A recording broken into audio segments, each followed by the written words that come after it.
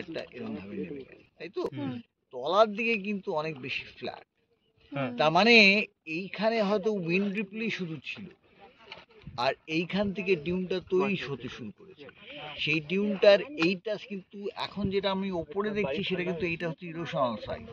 ওটা কিন্তু ডিউনের মধ্যে ছিল না, ডিউনটা তৈরি হয়েছে এইটুকুনি জায়গা। এবং এই ডিউনটার 4 সেটে যদি তুই ডিপ নিস, এটা কত হবে? 15 ডিগ্রি ম্যাক্সিমাম, 10 ডিগ্রি থেকে 15 ডিগ্রি এই লেয়ারগুলো, মানে আমি 3টে লেয়ার অন্তত দেখতে পাচ্ছি। তার মানে এগুলো হচ্ছে খুব লো অ্যাঙ্গেল কতগুলো ডিউন। এগুলোকে এমনিতে বলা হয় শার্প কপিস ডিউন,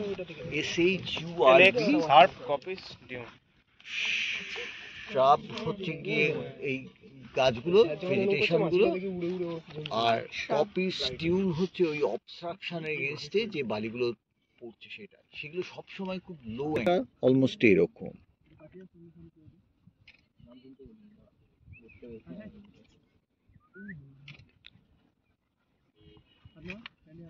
আর তলার দিকে সম্মত এরকম হয়ে গেছে গোটা জিনিসটা।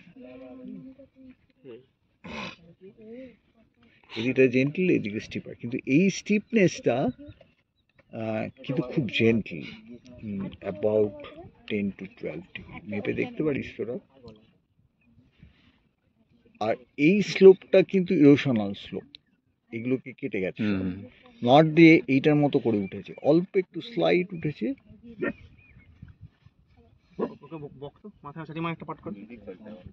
আর এইগুলো কম্পারেটিভলি স্টিপার হয়ে এদিকে নেমেছে, এবং অনেকগুলো লেয়ার আছে যেগুলো ডিউনটা হতে শুরু করেছে কিসের জন্য, মানে কোন ওই অবস্ট্রাকশনটা, ভেজিটেশন অবস্ট্রাকশন। আচ্ছা, ভেজিটেশন অবস্ট্রাকশনের জন্য।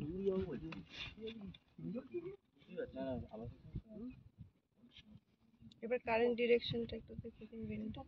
আচ্ছা, এটা কারেন্ট ডিরেকশন হচ্ছে, মানে আমি যদি 3 ডাইমেনশনে দেখি তাহলে এরকম একটা জিনিস,